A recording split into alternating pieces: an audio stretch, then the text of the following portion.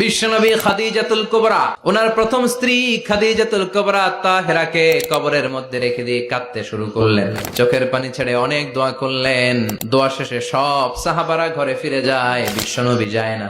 সাইয়েদনা আবু বকর বললেন, ও নবী চলেন ঘরে যাই। অনেক তো দোয়া করলেন, বিশ্বনবী বললেন, আবু বকর তুমি যাও, আমি যাব না। এইটা সাধারণ মহিলা না, এটা বিপদের দিনের সঙ্গিনী খাদিজা।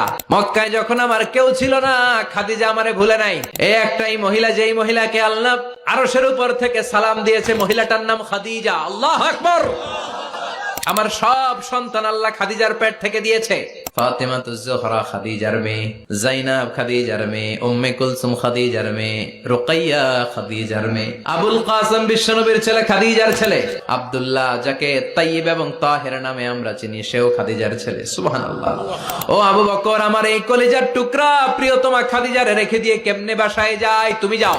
এখনই মুনকার নাকির এসে খাদিজারে প্রশ্ন করবে, আমি দেখবো খাদিজা উত্তর দিতে পারে কিনা। আর প্রশ্নের উত্তর যদি ভুল করে ফেলে, কবরের উপর থেকে আমি নিজে প্রশ্নের উত্তর দিয়ে দেব। সাইয়েদনা জিবরাইল বললেন, নবী আপনারা দাঁড়িয়ে থাকার দরকার নাই, আবু বকরের সাথে ঘরে চলে যান। আল্লাহ জানিয়ে দিয়েছে, খাদিজার কবরের প্রশ্নে যদি কোনো সমস্যা হয়, আরশের উপর থেকে খাদিজার প্রশ্নের জবাব আল্লাহ নিজে দিয়ে দিবে।